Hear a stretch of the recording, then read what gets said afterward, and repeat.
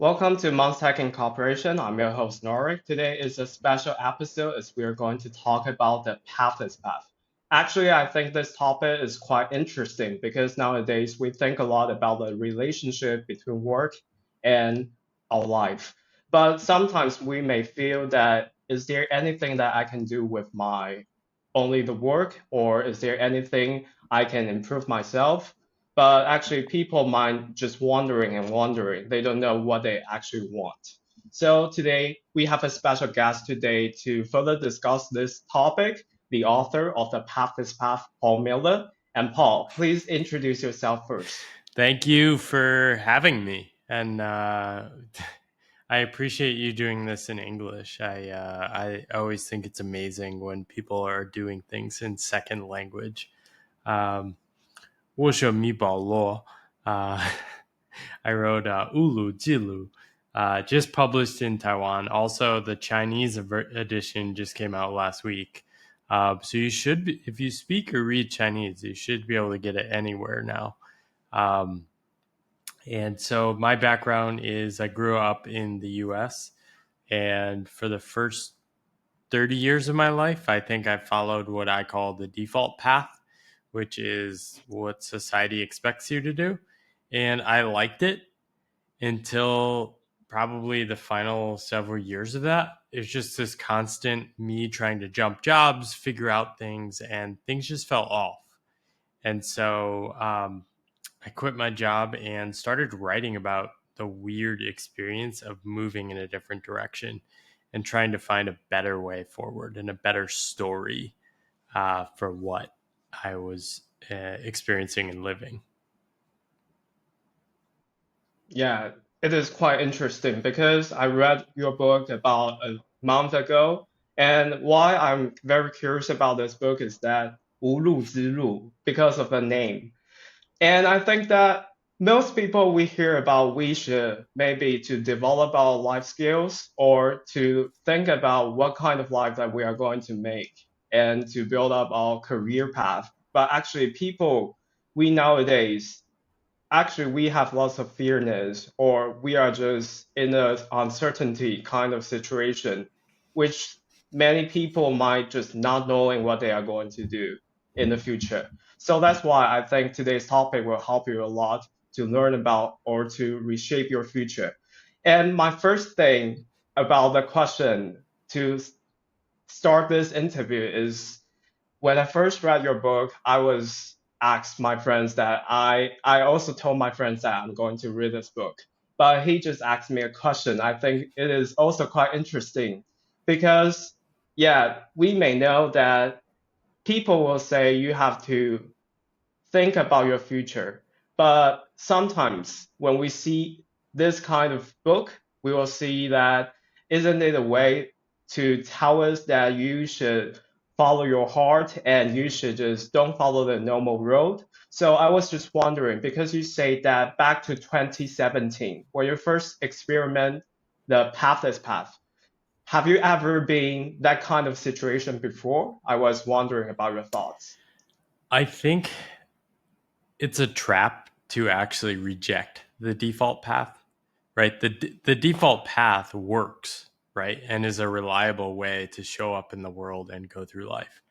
And so the pathless path is more just noticing that fully immersing yourself in the default path in what most people are doing is not going to work for me. Therefore, I am now open to all possibilities. And all possibilities also include formal work and things like this, right? I think it is a mistake to be like, screw this and go in the other direction.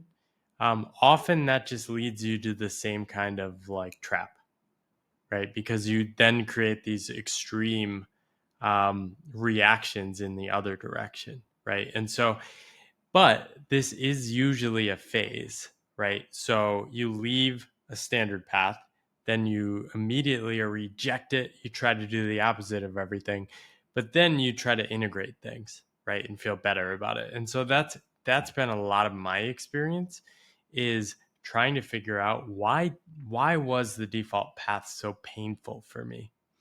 And a big part of what I realized is I have this creative desire in me to like create, do it on my own terms, right? And so writing a book is so satisfying and enjoyable for me because I did the entire thing on my terms. I did it at my timeline, my pace. But I was able to do it by doing work maybe my heart wasn't in, but paid the bills, right? I did a little work on the side, but enough to meet my needs so that I could meet that, like fuel that creative fire inside of me. And so on the standard path, I just couldn't find a consistent way of being creative over time. And so 10 years of that, and felt like I was suffocating part of myself, right? And so I had to find a new direction, right?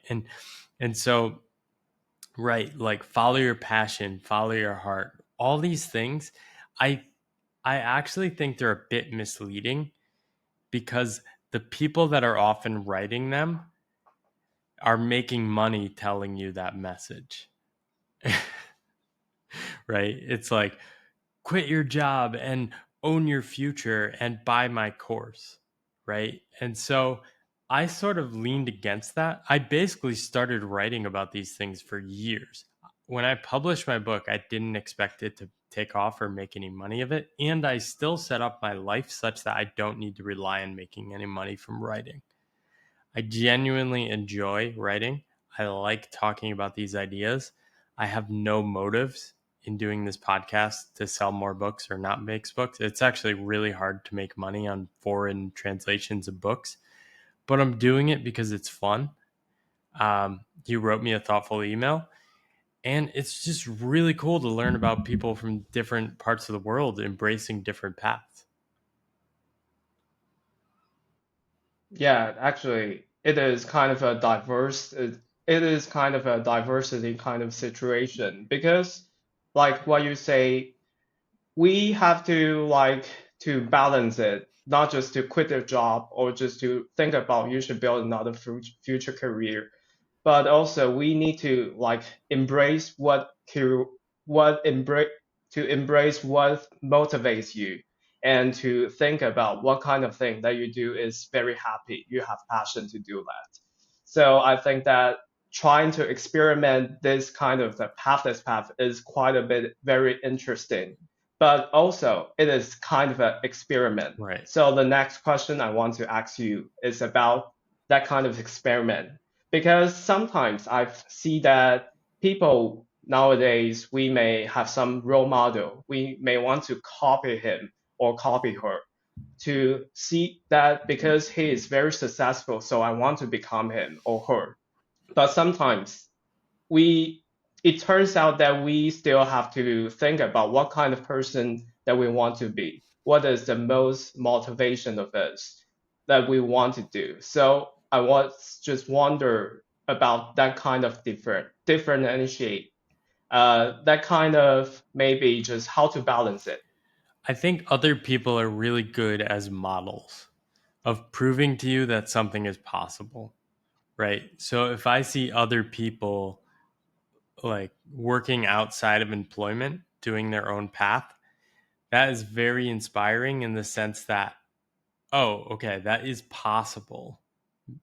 But then the second harder part is how do I actually move that in that direction in a way that's aligned with who I am, right?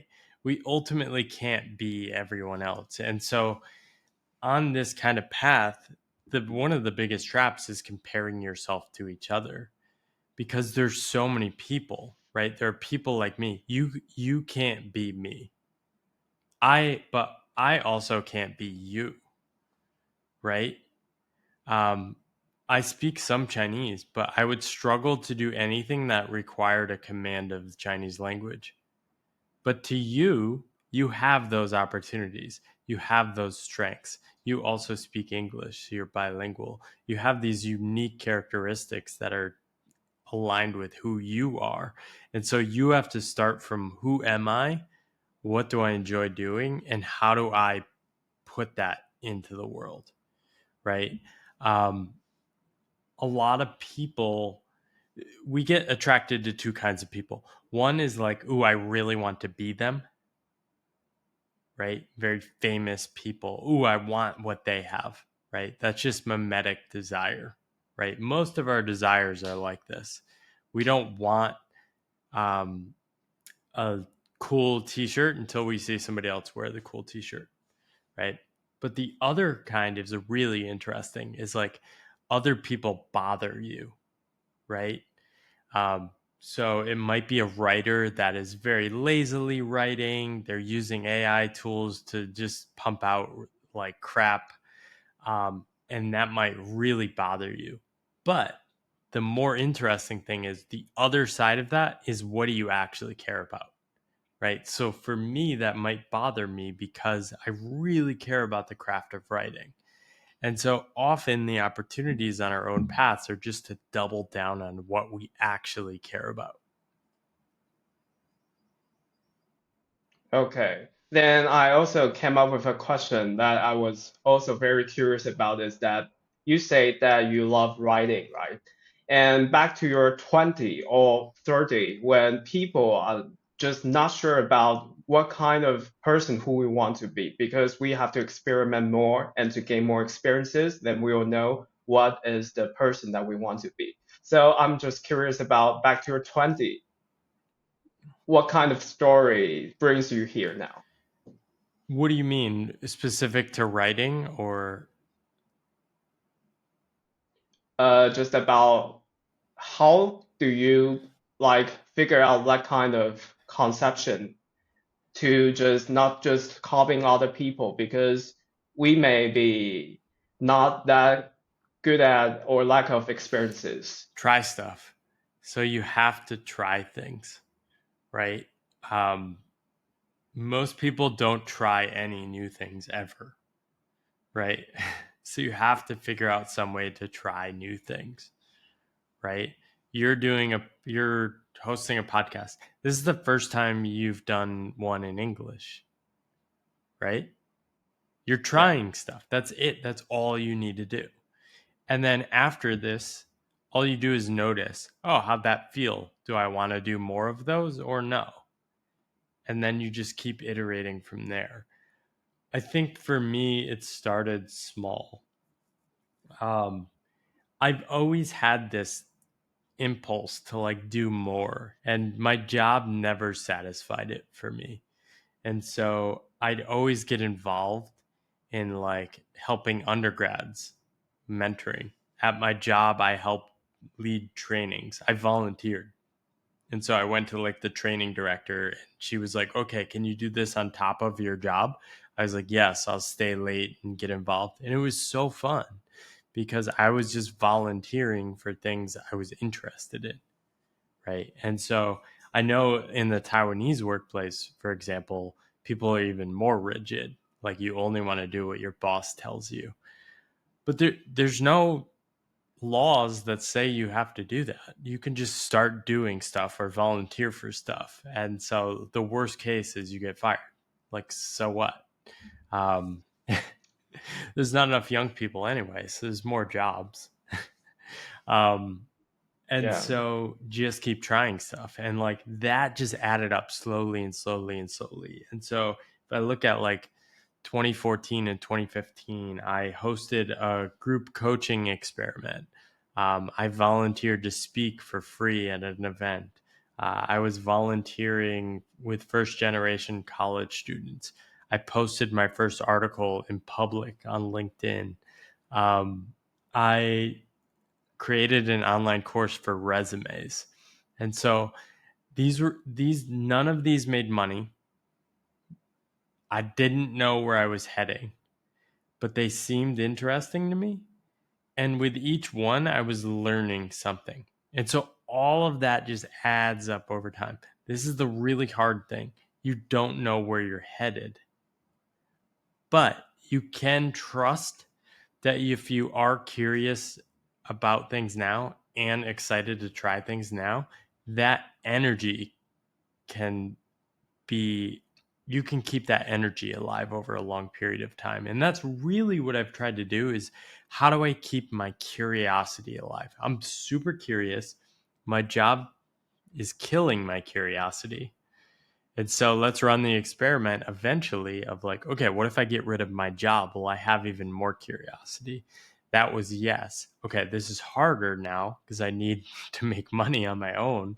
How do I get just enough to just keep going? Yeah, especially you say curiosity. I think, especially for me in my age, I'm just 20. And I Oh, think that curiosity you're in also, great shape then. You're so much ahead. You're so much further than me. Like I was so lost at like I just wasn't thinking that much at 20. I'm 40. oh, I'm double your age. yeah, oh, that's quite interesting because I think that curiosity also, it's kind of a like soft skill. It also people will think it as a thing that is that really important or it's just a thing that people may just to think about is that a concept that really can motivate me. So I was just wondering what is your thought because you think that when you back to your job, why you will quit your job is just because you think you lose your curiosity. But how did you find your curiosity back again when you step on the pathless path? I think it was more like I spent 10 years in the corporate world, different jobs, grad school, etc. And I was constantly restless.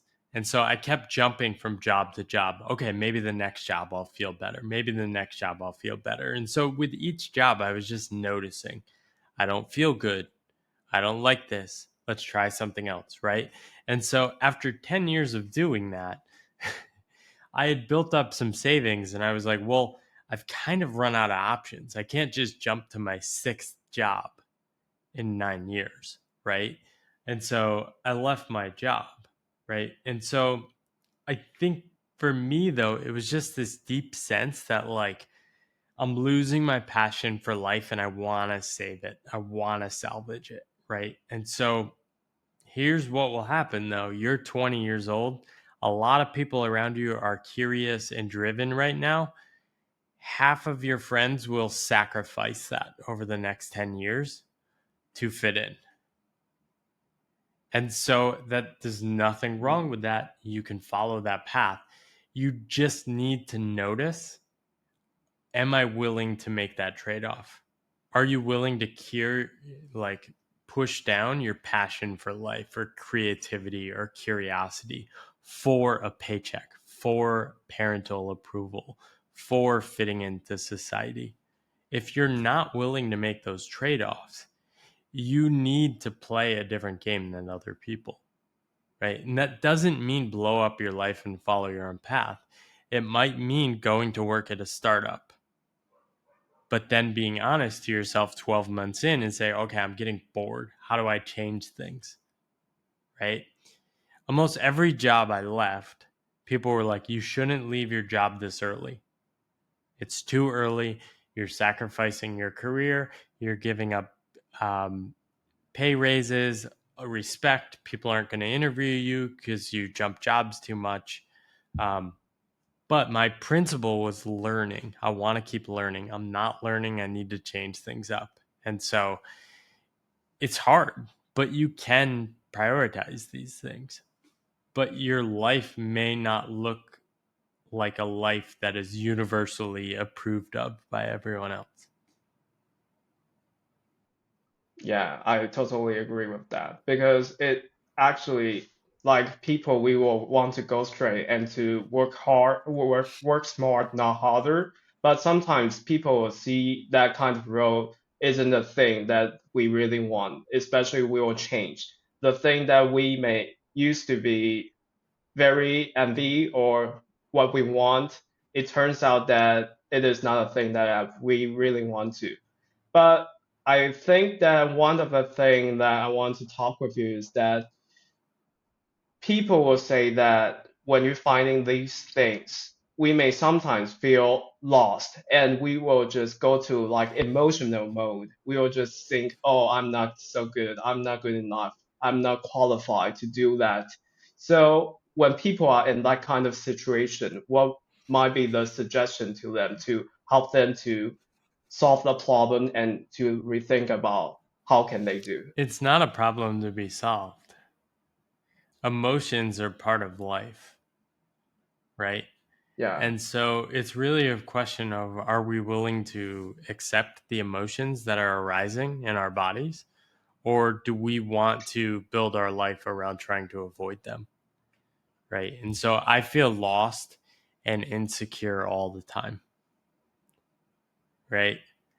I still get nervous. I still face rejection. It's hard. Right. But the point of my life is not to avoid those hard things or those uncomfortable feelings, right? And so I actually say, like, if you're feeling lost, you're probably on the right track, right? As long as you're not like stuck not doing anything, right?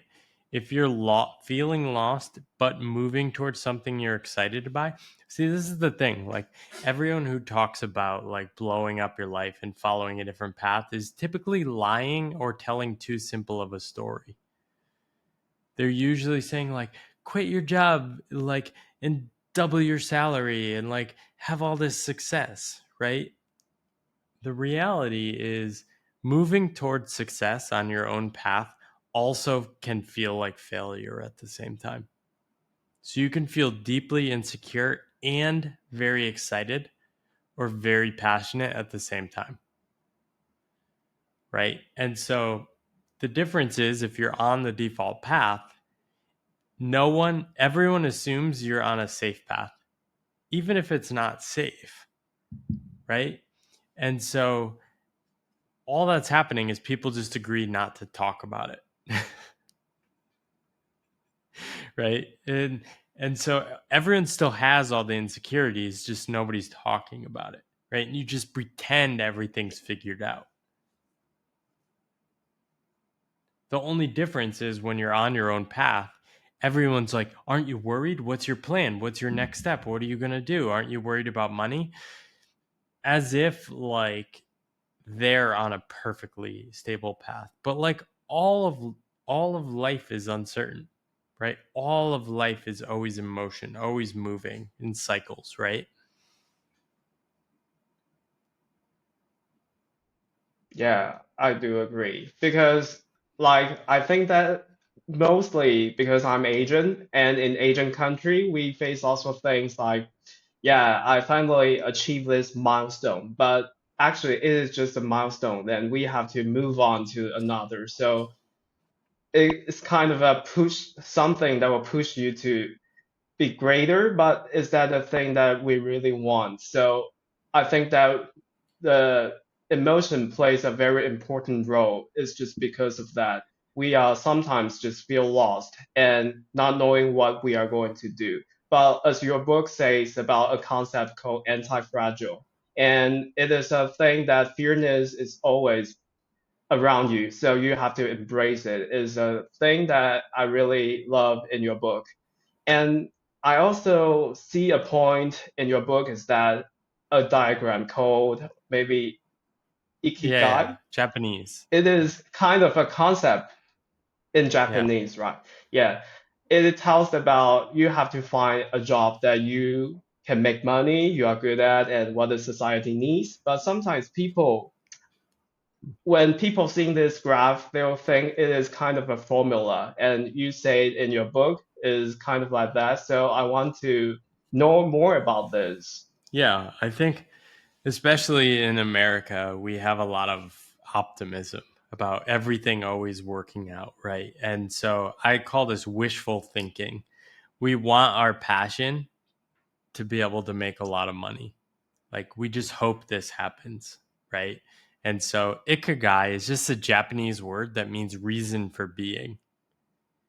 It's very simple. It's just a reason for being, right? It could be something like love, right?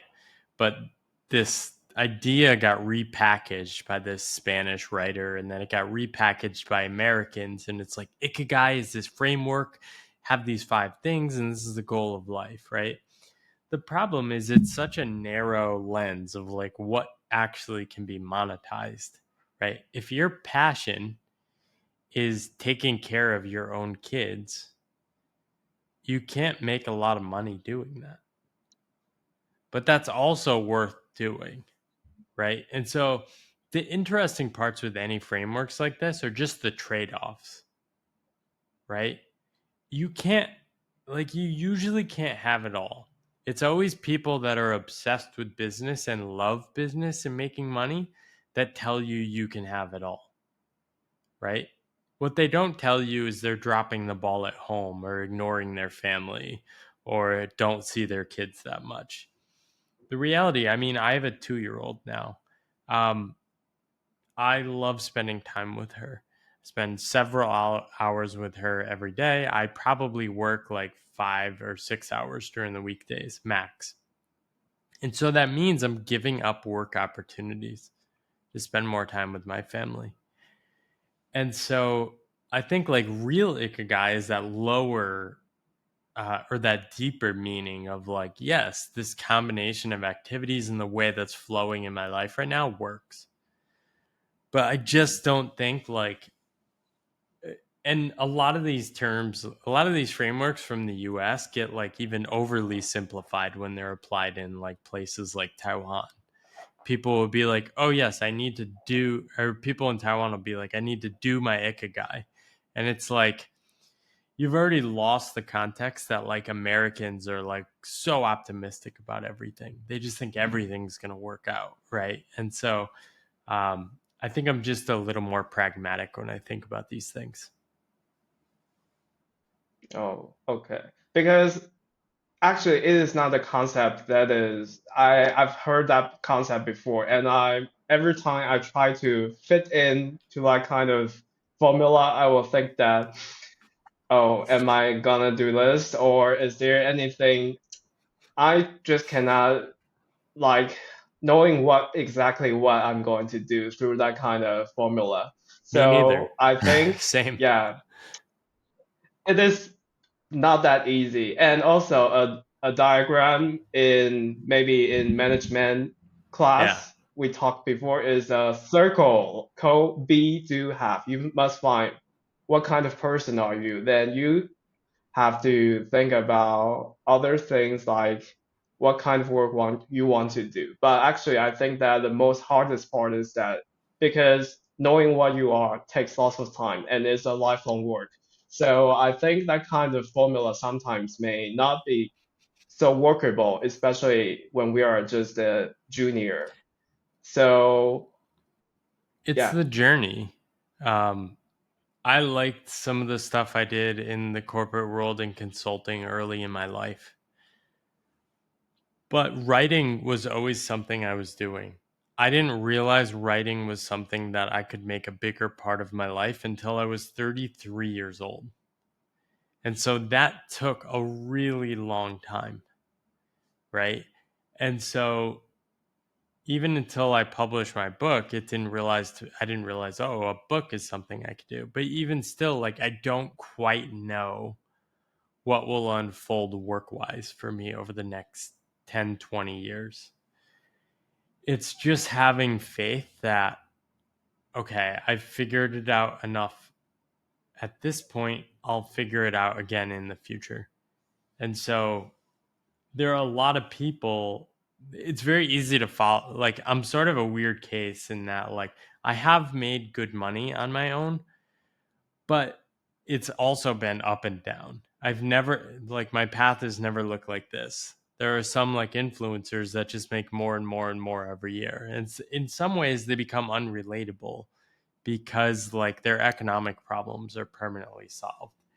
But I'm constantly having to grapple with like, okay, my preference is to like write. I want to write books, but books take several years to work on and some don't succeed as well. My second book hasn't succeeded as much as the first one. But I want to keep doing this. As long as I have some savings, I'm going to keep doing it. But I have no plan. I don't know what I'll be doing 5 years from now. I have no plan. but I have trust Yeah. and experience that I've figured things out in the past. Yeah, I think that uncertainty is actually what the pathless path also means, because you are always in an uncertainty way. So it kinds of a road that you have to just to try and try and try. And one of the thing I read in the book is a concept that I haven't think about to combine it before, is the Lao Tzu's philosophy called non-doing, 无为, because I found I'm also very interested in maybe in uh Eastern philosophy of Lao Tzu, and I was just wondering why will you read this kind of idea, and how can you find the relationship that Lao Tzu's Wu Wei also means a connection and deep connection, and especially it is very important when we are stepping on the pathless path. Most of the world is organized around doing more, right? So when we have problems, our impulse is to do something about it. But no one ever considers, what if I do less, right? So what if I literally don't try to solve it for 2 months, right? And so that's sort of what I did. About a year after I quit my job, I had saved up some cash again and said, well, I don't really like what I'm doing, and I don't know how to find work I want to do. What if I just do less? And so I sort of committed to a year of wandering and exploration where I didn't try to go find work. I let opportunities emerge. Now, it doesn't mean doing nothing. It means getting more in touch with what what you're called to do. So, how much effort are you putting in to keep going with the conversation? Is it like a grind or work or a struggle? No. It's right. It's a form of non-doing, right? Walking Yeah. walking doesn't take much more effort than is required, right? And so non-doing is this state of just being in the flow of like what's needed and what's required. But for the most part, we know what's needed and what's required, right? And there are things you do need to go out and do, right? If your goals are big, you need to go and push and go hard. But if you're trying to just get more in touch with what you're actually motivated to do, what you're actually drawn to do, that doesn't take tons of effort. That doesn't take this grind, this doing, this maniacal, like frenzied mode. And so when I lived in Taiwan, when I moved there, it was sort of this practice of just disconnecting from this manager in my head that's like, do more, do more, do more, do more, go make money, go make money, go make money. And so I really just committed to a practice of like noticing that voice and just saying, okay, I'm going to do less and just see what emerges, right? And so for the most part, nothing emerged except like my interest in writing. I noticed, oh, I'm writing more. I like this. This is fun. I'm just going to keep doing this and see where it goes. But there was no goal. There was no, I need to get published. I need to write a book. It was just, oh, I'm just going to wake up and see what happens. Oh, I'm writing again. That's great. Let's just keep going with this. Yeah, it kind of like a meta scale you mentioned before, because like writing or thinking or to input output your idea or what you thought is a thing that people, especially when we are just finding something that is very new or very insightful, then we will try to like writing something. And it is kind of a meta scale that people nowadays we may do. It is in the self, but actually I think that on the other hand, with the rapid changing of the AI can write lots of things nowadays. So people might not just think that writing is a thing that we will want to write it ourselves. And but if we just use AI, lack of our personal like experiences, then we will become a person that we don't know what we are doing, just to copying and just to write down what AI says and just to get to know what AI talks about? Yeah, I think, hold on, let me turn this monitor off.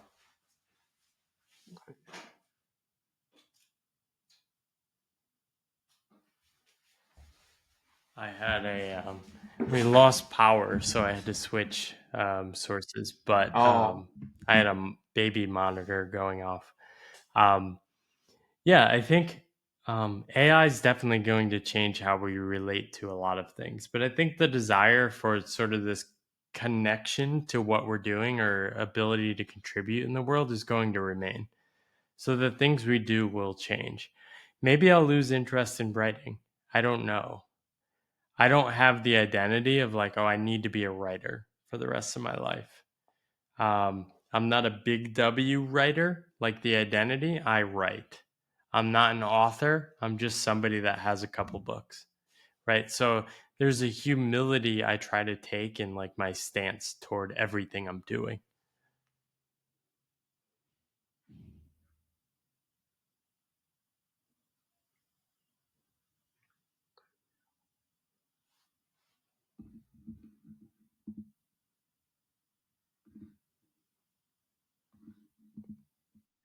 is there anything with my No, yours fine. face? You're fine. Mine's fine, but okay. So your monitor now is a second one, right? Because I can see your face now. You can't see my face? Yeah. So I'm not sure whether you finish your. I'm here. I don't know. It shows on mine. Okay. Then let's just continue. Yeah. Let's just continue. Yeah. So I'm not quite sure about that either because when AI published, I was quite a time to think about whether I should write by myself or I can just use AI to write lots of things. And that is really kind of a annoying thing that I recently face now these days because I also find that if those words are lack of our experiences, it might not just be so good for us to reflect ourselves or just to think about is there anything that I can do with this or is there anything that I'm just gonna to copying what other people say and there's nothing that is related to me. So despite writing or not, I also find it a way, writing for me is a way to like to reflect or to express what I'm thinking for now. And that is a thing that I want to move on to the next question that is related, just called meta skills. Because like writing and as you say, like finding your curiosity and flexibility or the willingness to learn is also very important.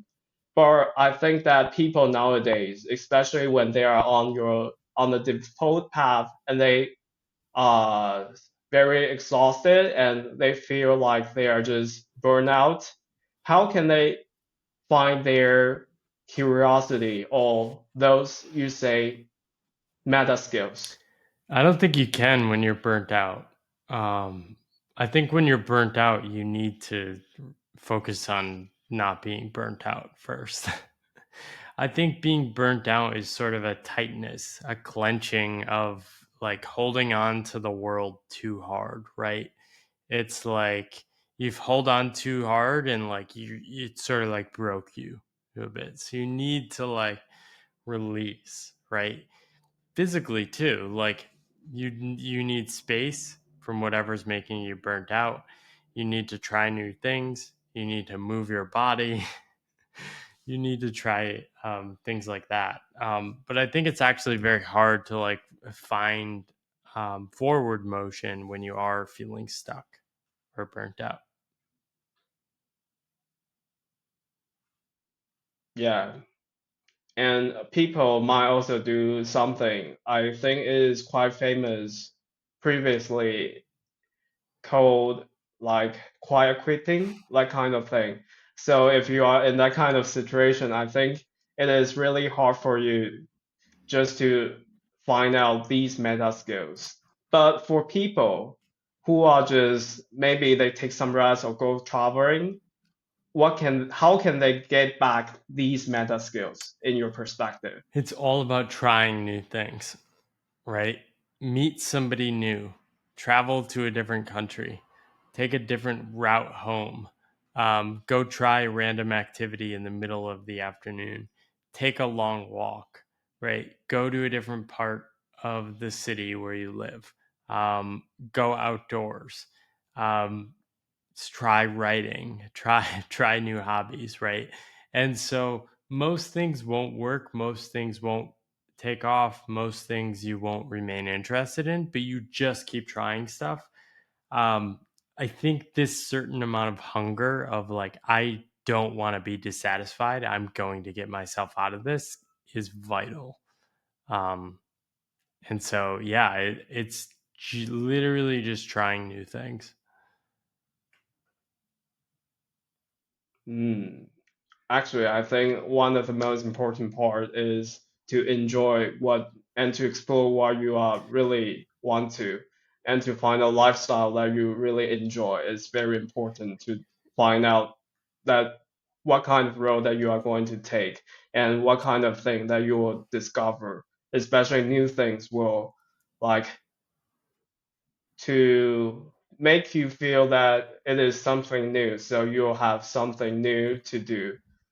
And for the last question of the day, I was just very curious about because our show is actually connects technology, business, and career because we now live in an uncertainty world. I think that these things are very important to help us to get to know about the world.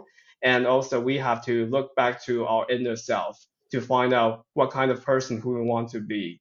So I think that for people who listen to this podcast, I was just wondering what will be some suggestion to them if they feel that they are just getting lost or they are not getting lost. They are just feel like, Stuck. yeah, I know that uncertainty is very important.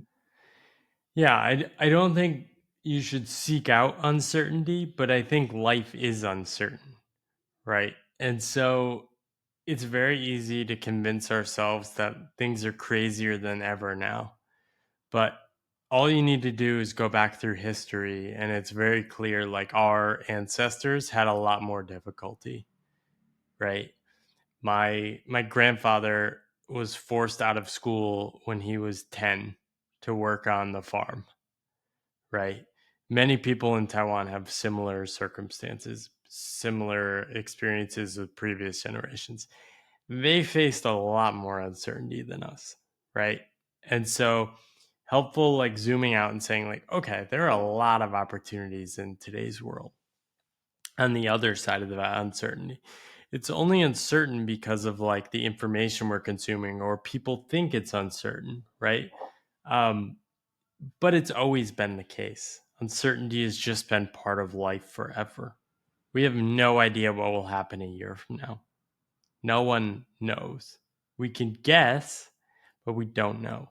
We don't know what our lives will look like, right? And so for me, I, by aiming at safe paths, I felt more constrained.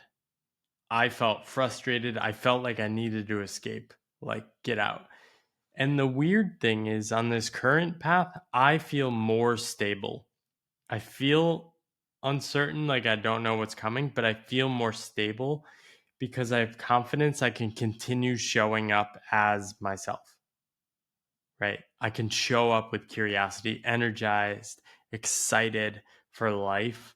Um, and those are the most important things to me.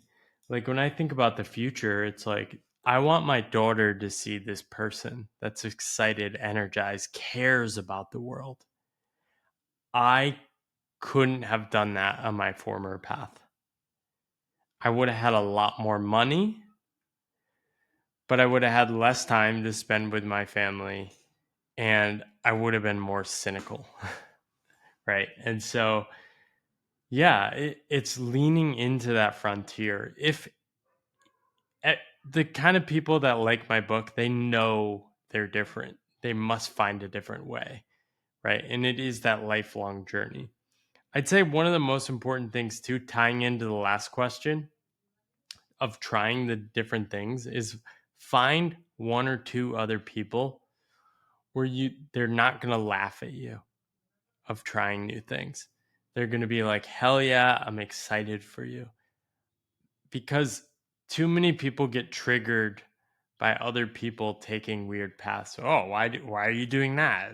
Can't you just be normal like us? This happens in every culture, not just Asian cultures. It happens in the US too. Yeah. And so, yeah, find those people, find the others, find the weirdos. There's many people in Taiwan taking weird and different paths now. And it's a great time to do that because people in your generation in Taiwan speak perfect English, are really smart, and the global economy needs lots of people who are smart and speak English. It's like a great time to be alive.